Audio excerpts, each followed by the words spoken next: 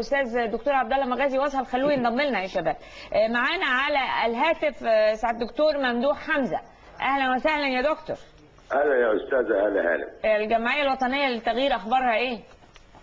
لا انا ماليش علاقه بالجمعيه المجلس الوطني. المجلس الوطني. الحاجات دخلت في بعضها عندي.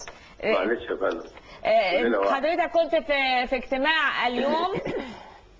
ايوه كنت في اجتماع اليوم مع سعاده المشير. اول اجتماع ليا مع المجلس الوطني. اول اجتماع مع المجلس الوطني. انطباعك عن نتائج هذا الاجتماع يا دكتور؟ هو في نتيجه واحده مهمه، يعني ان هم مصممين على انه ان تتم انتخابات في ميعادها. ايوه. كاحد اول خطوه في طريق تسليم السلطه يوم 30/6. ايوه. هم مصممين على الانتخابات حتى تنتهي العمليه بتاعه تشكيل المؤسسات الدوله، بدايه برنامج الشعب ومجلس الشورى، الدستور، فانتخابات الرئاسه. وفي نفس الوقت تم الاتفاق على تشكيل مجلس استشاري يعاون المجلس العسكري في قرارات تخص شؤون البلاد. اداره شؤون البلاد.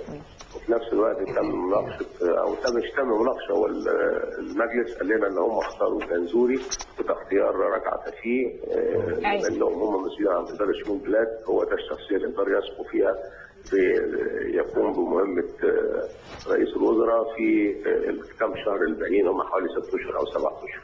طيب يعني هو كلام كله تاكيد للكلام اللي سمعناه خلال الايام الماضيه. انطباعك عن الاجتماع كان ايه بصراحه؟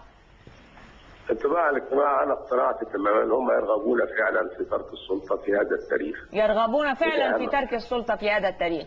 أيوة. بس مش هيسيبوا السلطه الا لسلطه مدنيه منتخبه، دي كانت واضحه تماما. قال لك دي مسؤوليتنا ومش هنعمل غير كده.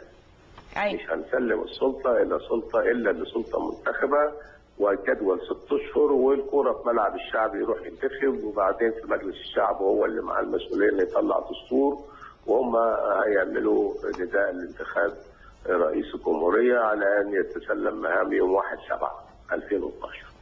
ده كان اهم قرار. القرار اللي يهمني تاني ان هم هيفتحوا مستشفياتهم لكل المصابين، وهيحققوا بجديه تامه في من هو المسؤول عن فض الاعتصام بالقوه يوم السبت، وان المسؤول عن ضرب النار لو كان هناك ضرب نار من وجهه نظرهم. هم ما ضربوش نار، والشرطه طب مين اللي ضرب؟ لازم يقولوا لنا هم المسؤولين. لحد ما يقولوا لنا مين ضرب نار ومين ضرب اجهزه. كلنا عايزين نعرف مين اللي ضرب. ومين اللي القى بالغازات، وهل الغازات كانت سامه ولا لا. الكلام ده كله مهم. سؤال صعب، بقالنا 9 اشهر مش عارفين مين اللي ضرب من اول 28 يناير. لا والخلف. دكتور ممدوح، انا عايزه اسال حضرتك في صفحتك النهارده على صفحه ممدوح حمزه على الفيسبوك، واليوم السابع موقع اليوم السابع عامل تغطيه بيقول ممدوح حمزه بيقول ارفض البرادعي لعلاقته بسورس الصهيوني. واسمح لي اقول لحضرتك انه قائلين على لسانك ليس بيني وبين دكتور البرادعي اي خلاف شخصي او مهني او تنافسي، فلا اسعى لمنصب سياسي، ولا نحن متنافسان في المهنه، ولا بيننا ميراث، ولا تنافسنا في حب بنت الجيران، وعمري ما قابلته ولا شفته، وانتقاداتي ليس لها علاقه بالشرف والوطنيه. ما هي الانتقادات بالتحديد ولماذا؟ وما هي قصة علاقته بجورج سوروس الملياردير الصهيوني على حد قوله؟ هذا اتهام خطير. في شهر 6 كان في ناس من الجالية المصرية في فيينا. وتم فتح موضوع البرادعي، وقلت لهم أنا مش قادر أصدق إن يبقى ثورة قامت من العدالة الاجتماعية ثم ينادون بالبرادعي أحيانا، وهو من قال لا لمجانية التعليم. وهو انتقد بشدة ثورة يوليا. فأنا بصراحة كنت مستعجب، فأحد أعضاء الجالية اللي بعت لي لينك بيقول فيه إن البرادعي عضو في مجلس أمناء منظمة جورج سوروس. ودخلت على هذا اللينك لقيت فعلا هو كان مجلس أمناء هذه المؤسسة، ولقيت بعض من أعضاء مجلس الأمناء يعني من المعروفين أنهم من الصهاينة المتشددين. وجورج سوروس هو الذي أسقط اقتصاد جنوب شرق آسيا، وهو له وقفات ضد الحركات التحرريه وهو صهيوني يعني معروف. فطبعا الكلام ده انا اعرفه من شهر 6 عمري ما جبت سيرته. يعني لحد أيوة. ما الناس قالوا لي انت ليه واخد موقف من البرادعي؟ فاضطريت احط اللينك. كنت اول مره كنت احط اللينك النهارده. يا دكتور يعني الكلام ده دايما لما بنحب نهاجم حد او بنخونه، يعني دي طريقه. انا لا بخون ولا بهاجم ولا قلت كلمه صهيوني.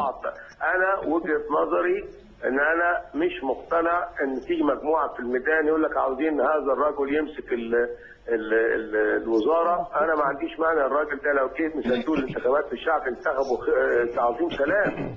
انما ان تيجي مجموعه من الناس تجتمع وتقرر ان هو ده وبعدين وفجاه الاقي الجمعيه الوطنيه للتغيير كل هدفها هو الجمعيه الوطنيه لتنصيب البرادعي رئيسا للوزراء او رئيسا لمجلس رئاسي.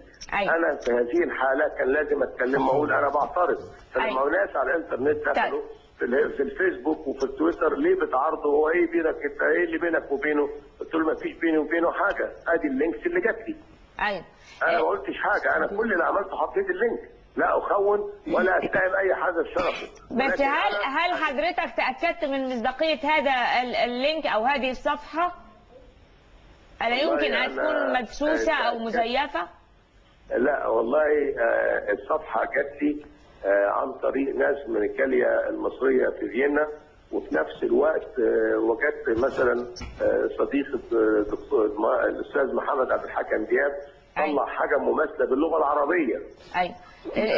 ان هو عضو مجلس امناء في مؤسسه جورج سوروس.